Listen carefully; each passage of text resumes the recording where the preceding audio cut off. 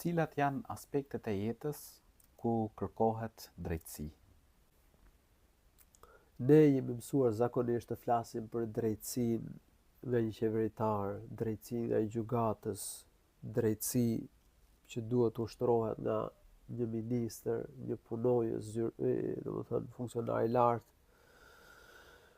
Por drejtësia duhet në të gjitha nivelet. Të drejtë duhet të jenë të gjithë njerëzit. S'ka dyshim që përgjegjësia që ka prisi, drejtuesi, funksionari i lartë është më e madhe. Ai ka përgjegjësi më të madhe. Nëse mban drejtësi, ka me pas problem më të madh nga Allahu i lartësuar. Nëse nuk mban drejtësi, ndëshkimin e ka më trop, se përgjegjësia e tij është më e madhe, dhe nëse ai dëmton, nëse ai bën pa drejtësi, do të preken më shumë njerëz, do dëmtohen më shumë njerëz. Por drejtësia në realitet nevojitet në gjitha nivelet. Nevojitet në të gjitha aspektet. Njeriu duhet të jetë i drejtë me vetveten. T'i jap hakun shnetit, trupit, vet. Duhet të jetë i drejtë me bashkëshortën e tij, t'ia plotësoj drejtën e saj, ka drejta bashkëshortja, nuk është vendi këtu për të sqaruar drejtën bashkëshortore. Ndoshta në një mësim tjetër, në një emision tjetër do të flasim për këtë pjesë. Po ka njerëz që bëjnë padrejtësi bashkëshortës. Fëmia ka drejtat e tij. Duhet që me i dhon drejtën fëmijës. Dhe kush nuk jep drejtën fëmijës, nuk jep drejtën bashkëshortës, ai konsiderohet i padrejtë. Po edhe bashkëshorti, domethënë ka bashkëshort në kohën tonë që u bën padrejtësi, ka gra që, domethënë jo vetëm ka gra që dhunohen, që u bën padrejtësi, po ka edhe burra që vuajnë nga gratë, gra që nuk respektojnë drejtat e burrave, edhe ajo konsiderohet e padrejtë. Ka prindër që vuajnë nga padrejtësia, sepse nuk respektohen nga fëmijët. Prindi ka drejtën e vet, është kujdesur për fëmijën, e ka rritur.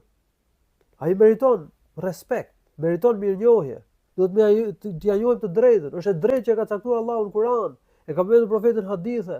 Dhe nëse nuk respekton këtë të drejtë, rrezikon dënim të rëndë nga Allahu i lartësuar. E drejta e fëmijët, e drejta e bashkëpronarit, e drejta e ortakut.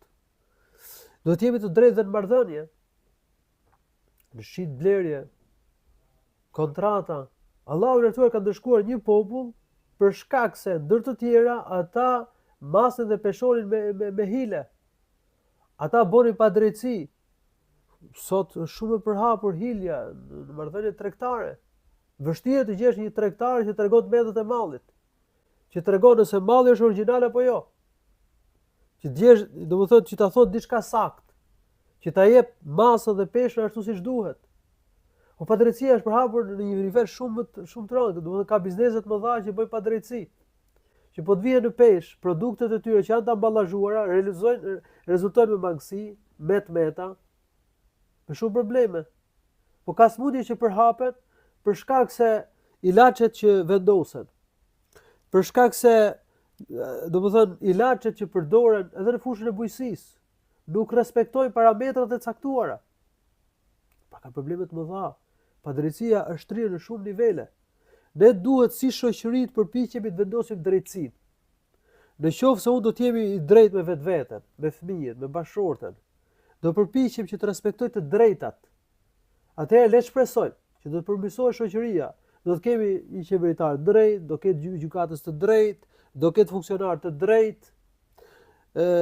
Ashtu sikur se duam që të tjerët të respektojnë drejtat tona, mos ta bëjnë zullum, mos ta bëjnë padrejtësi, edhe ne duhet përpiqemi që të jemi të drejtë me njerëzit. Prandaj profeti sallallahu alaihi wasallam kur ka folur për mirësinë që arrin njerëzit e drejtë në ditën e gjykimit, që do të jenë në vende të ngritura prej drite, në të djathtën e Rahmanit gjithëmshirshmit, ka përmendur qeveritarët, gjykatësit, kryefamiljarin, atë që qeverisë që drejton familjen dhe ai duhet të jetë i drejtë. Ka përmendur dhe çdo lloj përgjegjësie. Kushdo që ka një përgjegjësi duhet të jetë i drejtë dhe duhet bëj kujdes se nëse nuk është i drejtë, rrezikon që të privohet nga hyrja në xhenet dhe të shkojë në zjarrin e xhenemit në ditën e gjykimit.